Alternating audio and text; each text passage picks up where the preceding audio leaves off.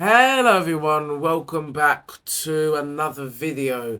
Today guys, we're going to be talking about radahn. No, not that one, this one.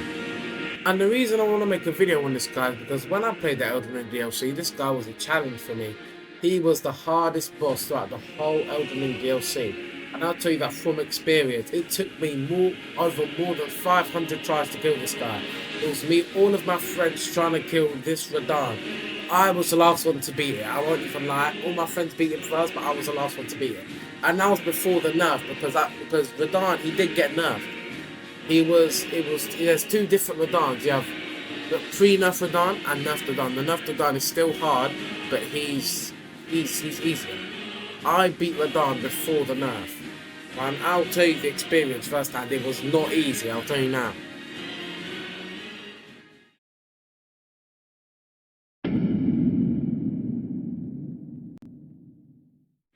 So the law is radahn is dead. And the radahn we see in the DLC isn't actually him, it's Mo. Let me explain. The original is Star-Called radahn, and he was killed by Melania's Scarlet Rotflower. And because radahn is Miquella's promised consort, she didn't like the fact that her promised consort is dead, so Miquella was about to get attacked by Mohg, that stole his soul before he could do anything. And what Miquella does with Mohg's soul is she puts it in Star-Called radahn's body, making promised consort radahn. So it's basically radahn and Mohg together. And this is backed up because, as you can see, in promised consort radahn second phase, you can see Miquella on his back. It's even said in the cutscene after his first phase.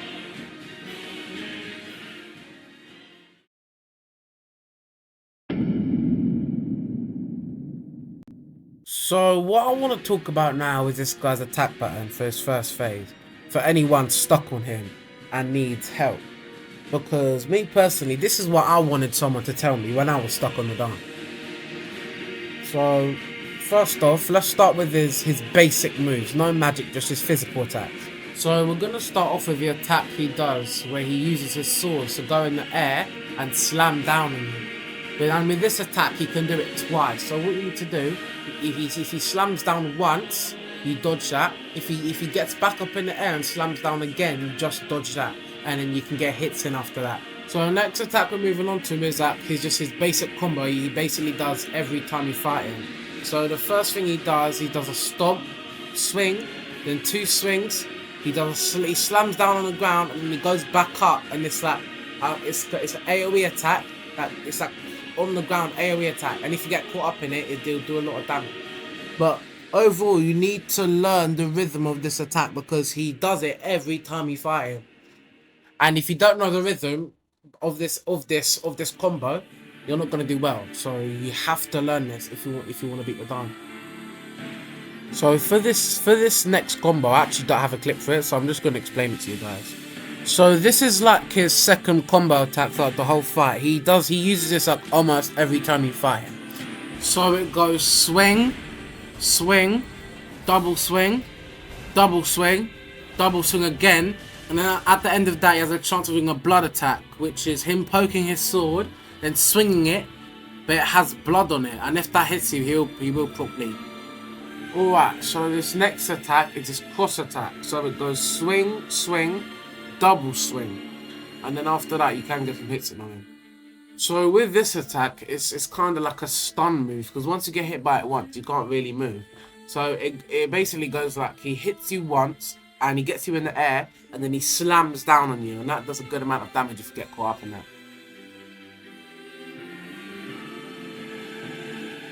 We're now moving on to his magic purple attacks I use it. But okay, so let's get into the first purple attack, which is the attack he does to lunge at you as soon as you walk into the arena. All you have to do for this attack is dodge, and then you can get hits in. Alright, for this one, this is his gravity meteor attack. So what he does for this, he slams his sword on the ground, and when he does that, if that hits you, that will stun you for a bit. And then once you get up, he's in the air with like 5 or 6 meteors, and then basically he's going to throw them at you. And what you have to do, you have to run either to the left or the right, and you can't just run to the left or the right. It's going to hit you. You have to run and jump to the left, and then they won't hit you. Right, so for this next attack, what he's going to do, he's going to pull you in. right? So what he does, he puts his swords together, and like this big purple bubble stretches across the whole map, and then the bubble it pulls in, right? And there's two ways you can deal with this attack. You can either dodge, and then you won't get affected by it, or you cannot dodge, and you can get pulled in. And then once you get pulled in close to him, he does this attack where he slams on the floor and then spikes quickly come out the floor. The only way you can avoid these spikes is if you spam dodge backwards.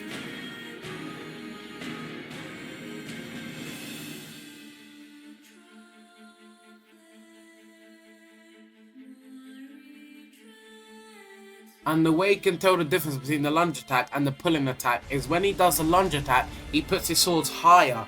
And when he does the pulling attack, he puts them lower.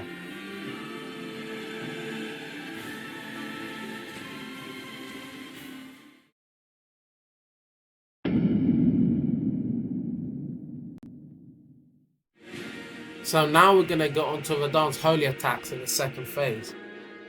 The first one we're going to be starting off with is the attack he does almost every time you enter his second phase, which is basically a holy attack that stretches throughout the whole arena. And once the attack happens, basically you only have about 2 or 3 seconds to react to it, because as soon as he gets up and he pokes both of his swords straight out, and he's in the air, you need to start running. Because once the holy attack actually happens, and you're still close to him, like there's no escaping it. So as soon as you see him go to air, just start running. In that 2 to 3 seconds, if you don't start running, it's gonna catch you and you're gonna take damage. But if you can actually run out of that holy circle in time, you can actually pop mimic and pop whatever you want to in time, and Radahn won't attack you. Right, so for this next attack, it's basically just like his basic combo he uses in his second phase. So it goes like swing, and then he swings again, and then after he does that, he can either do a different attack or he can slam down and then lift back up, and a big AoE, a holy AoE attack comes, and you have to dodge into that for it not to hit you. Now this next move we've already covered, but it's actually different in the second phase. So it's the gravity meteor one, but after he completes the attack and he throws meteors at you, he doesn't come down, he stays in the air, and he comes down, he drops down on you, and he does 4 after image attacks on you. And then after that, what he does, he slams down, and then he gets back up and he does the big holy AoE attack.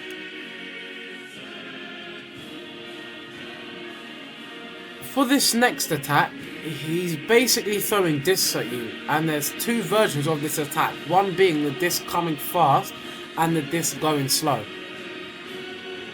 So for the fast one, you have to time it perfectly. Like as soon as you see him do the fast one, you have to time that like exactly like where you're supposed to like time it. And for the slow one, you have to wait out till it's close and then you dodge.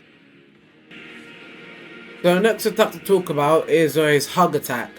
With his hug attack, there's a lot of openings. Like even as soon as he does the attack, I think you can hit him like 1 to 2 times, and he jumps for the hug, and you can dodge, and you can hit him. You can hit him more. You can get more hits on him. But I think you can get like 3 to 4 hits on him after he does the hug. And if he hugs someone, he's invincible for like a few seconds. But like when he's about to let the person go, like for example, he's hugging your mimic and he's about to let him go, you can hit him and he's stunned and he can't do anything for a few seconds. And also, he needs to hug you 2 times for him to kill you. If he hugs you 2 times, it's an insta-kill. He can't do anything. So for this next attack, basically is his dash attacks for his second phase. So the first dash, he dashes to the side and he does an after image technique. Then he actually dashes towards you and then hits you. The second dash is he does multiple dashes, multiple after image dashes, and then a holy beam comes down on you and it hits you. So basically, my advice for this dash is just spam dodge. That's basically what I've done.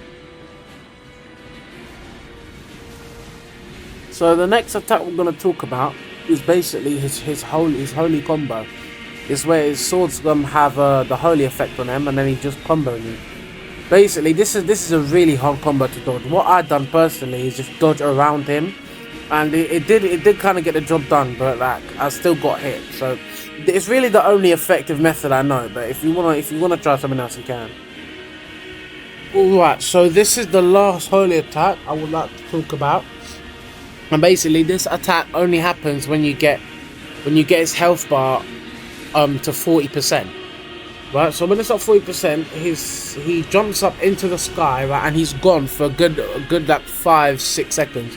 He dives down back to the arena, but this time it's a big explosion. And there's only two ways you can avoid this explosion. One is spam dodging and getting lucky, the iframes, right? And the second way to avoid it is just running away. If you time it perfectly and you run away, you won't get hit by it.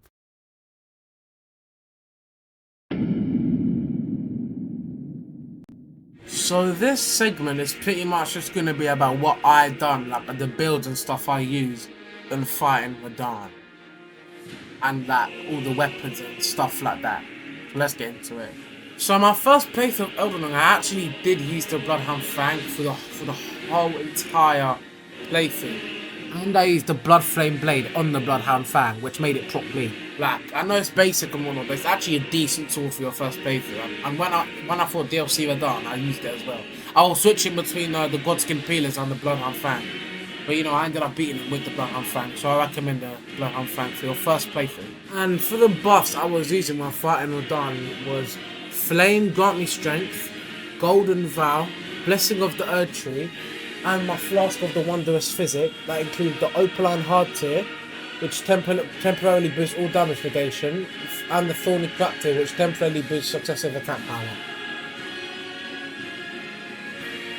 But moving on from that, let me show you guys the armor I was wearing while I had all of the stuff equipped. So the armor I had on was the White Mask, radahn's Lion Armor, Lionel's Gauntlets, and radahn's Greaves. And what the White Mask does for you is when you equip it, you basically do more bleed damage. So now moving on to talismans, I had the Rotten Winged Sword Insignia, Shard of Alexander, Lord of Blood's Exaltation, and the Dragon Crest Great Shield Talisman. So what I used to fight radahn in New Game 3 was the Godskin Peelers. I replaced the Shard of Alexander with the Claw Talisman. I used the White Mask, the Raptor's Black Feathers, Rakshasa's Gauntlets, and Rakshasa's Greaves. And what the Raptor's Black Feathers does for you is it gives you 10% more jump attack damage. And with the Rakshasa's Gauntlets and Greaves, they give you 2% more attack power but 2% more damage taken. And this does not stack. Now moving on to the Ash of Wars I used the Bloodhound's Finesse, which is the default Ash of War that comes with the Bloodhound Fang. I used Seppuku with my Godskin Peeler so I could put more bleed. Now guys, it's time for me to go, so make sure you guys subscribe and turn on the notification bell so you know every time I post a video or I go live. Make sure you guys drop a like if you enjoy this type of content. I've been Podzifix and I'll see you all in the next one. Peace.